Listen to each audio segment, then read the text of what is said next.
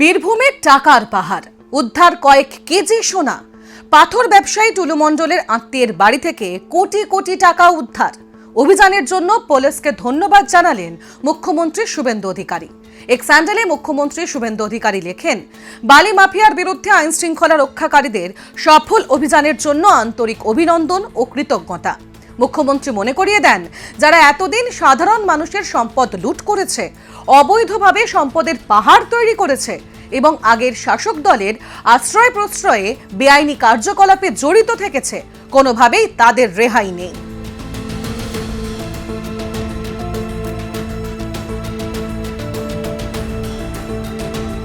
কিন্তু কে এই টুলু এবং মিনার? এইসব প্রশ্নই এখন ঘোরাফেরা করছে। বীরভূমের মোহাম্মদ বাজারের পাথর ব্যবসায়ী টুলু মণ্ডলের বোনের স্বামী হলেন মিনার মণ্ডল। মোহাম্মদ বাজারের দেউচা বাসস্ট্যান্ড এলাকায় তাঁর বাড়ি, আর শিউরির সুভাষপল্লীতে বাড়ি টুলুর। মঙ্গলবার গভীর রাতে মিনারের বাড়িতে হানা দেয় পুলিশ। বুধবার সকালে সেখানে টাকা গোনার মেশিন, একাধিক ট্রাঙ্ক নিয়ে ঢুকতে দেখা যায় পুলিশকে। এরপরেই জানা যায় কোটি কোটি নগদ টাকা মিলেছে মিনারের বাড়ি থেকে। জানা গিয়েছে, কয়েক বছর আগে সরকারি বাসের চালক ছিলেন মিনার মণ্ডল। পরে সে সব ছেড়ে পাথর খাদানের ব্যবসায় নামেন। টুলুর ব্যবসাও দেখতেন তিনি।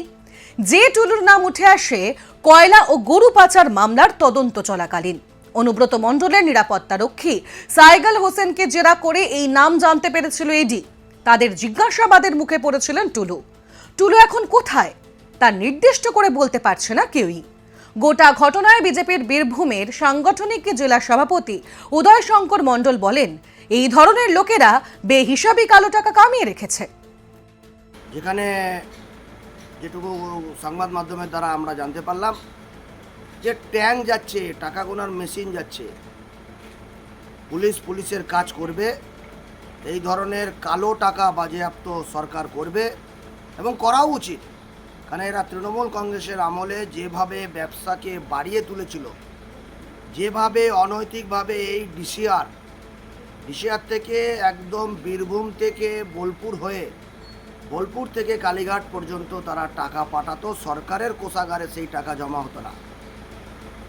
পশ্চিমবঙ্গ সরকার এসেছে, বিজেপির নেতৃত্বাধীনে সরকার চলছে, আইনের শাসন প্রতিষ্ঠা হয়েছে, কাউকে রেয়াত করা যাবে না।